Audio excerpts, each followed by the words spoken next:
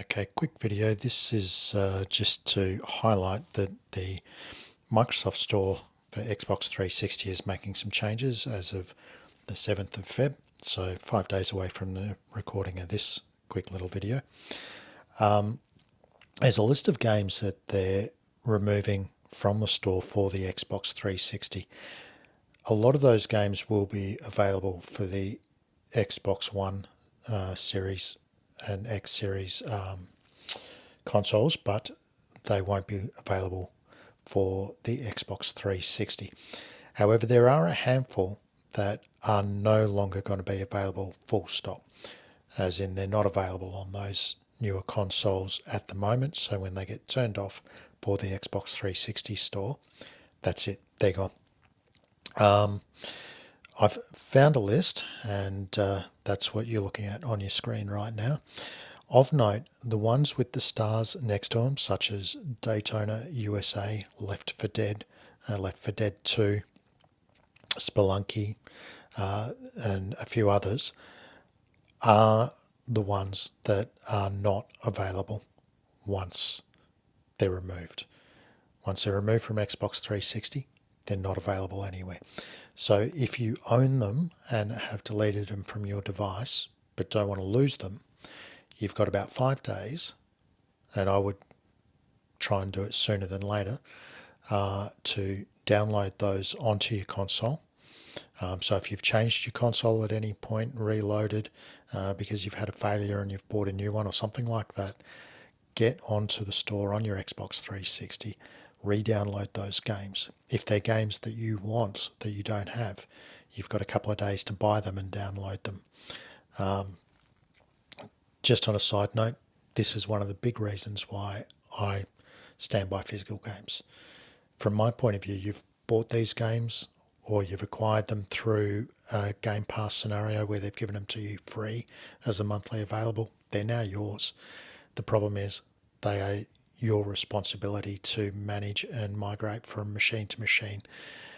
Given that it is not always easy to transfer games from one console to another without having to download them from the store again,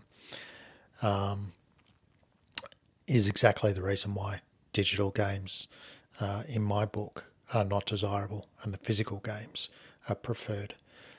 So the fact that the industry has been moving towards more digital, less physical, that to me is a big problem for gaming future, and it just makes those retro games that we collect and hold on to even more valuable, because they're a record of history. They are a record of the time and effort that past developers have put in to create something that we've all gained enjoyment out of.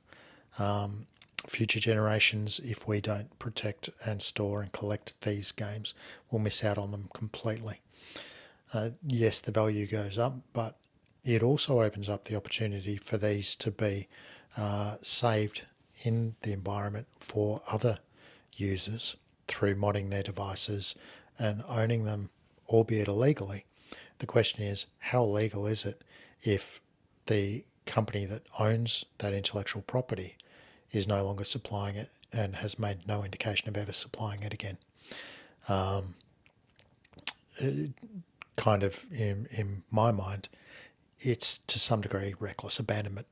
I don't know if that'd hold up in a court of law, but that's how I feel about it. If they're not supporting it, and they're never going to support it, just because they own the IP, they've released the games. They've been out there in the wild for years. They no longer care about them. I think at that point there is a reasonable reason and a reasonable excuse to have those games from ROM copies on modded devices. To be able to do that, in a lot of cases, the physical games are required. So those that collect them are protecting them for future generations. But in my book, I tend to avoid digital games because I prefer to have the physical copy, And when it comes to events like this on the 7th of Feb, where Microsoft have made a decision that it's no longer viable for them to keep those particular games on a store available for download or purchase because they're taking up storage and they're not getting the revenue for them. I don't have to worry about those events because I own and hold the physical copy on disc or cartridge. So, whatever your reason, whether you're a player or a collector, happy hunting.